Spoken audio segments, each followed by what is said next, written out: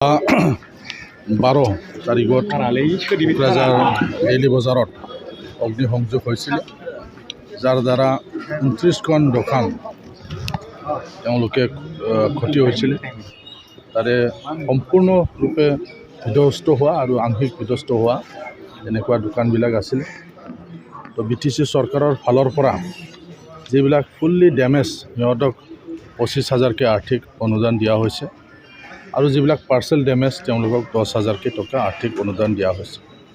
এই টকাটো যথেষ্ট নহয় যদিও এনেকুৱা দুখৰ দিনত আৰু নিজৰ ব্যৱসায়টো আৰম্ভ কৰিবৰ কাৰণে BTCৰ ফালৰ পৰা যি আৰ্থিক অনুদান দিয়া হৈছে, আমি ভাবোঁ ইয়াৰ দ্বাৰা আমাৰ যিসকল ব্যৱসায়ী আছিল তেওঁলোকে অলপ হ'লেও তেওঁলোকে সহায় পাব বুলি আমি আশা কৰিছোঁ। টোটেল কিমানজনক চেক দিয়া হৈছে? টোটেল 29জন দোকানীক আৰ্থিক সাহায্য দিয়া হ'ল। ফুল্লি ডেমেজ 25,000, পাৰ্চেল ডেমেজ 10,000কৈ দিয়া হৈছে। ভালো লাগছে, হয়, ভালো লাগছে। তোমরা সুখী শান্তিতে থাকো, নাতিন পুতিন নিয়া কিমানটা দোকান ছিল? দোকানে দোকানে মাল আছে। হয়, আপনার দোকান সব জ্বলে গেছে?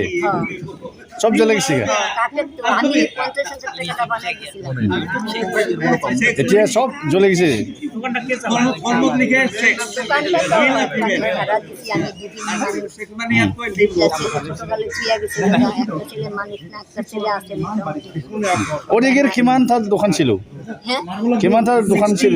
আমার ইন্ডিয়া বানাইছিলাম টিনের কাঠে, ওখানে পাকা বানাইতেছি। কালকা আবার পাইছি আজকে কেন ভালো লাগে? পয়সা পয়সা পাই ভালো লাগছে? ভালো হয়েছে, খুশি হয়েছি। তোমরা সুখে থাকো ভাই, বাবা ভালো থাকো। ধন্যবাদ। শান্তি লাগছে যে কান্দাকাটি করতেছি। জুই কেন ভয় লাগিছিল? খুব ভালো হয়েছে। জুই কেন ভয় লাগিছিল? রাত্রে হয়েছিল? রাত্রে হয়েছে 10টার সময়। জলের ট্যাঙ্কি আছে, ফকিরাগ্রাম তো নিবাইতে পারে না, তাও নিবাইছে। ধন্যবাদ। আপোনাৰ সন্তান GNM বা ANM নাৰ্ছিং পাঠ্যক্ৰমৰ বাবে আগ্ৰহী নেকি?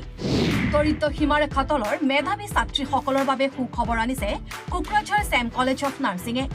2 আৰু 3 বছৰীয়া নাৰ্ছিং পাঠ্যক্ৰমৰ বাবে আগবঢ়াইছে 50% ৰেহাই। এই সুবিধা লাভ কৰিবলৈ শীঘ্ৰে যোগাযোগ কৰক 9854550697 আৰু 9854300175 নম্বৰত। যোগাযোগৰ অন্তিম তাৰিখ 5 মাৰ্চ 2022।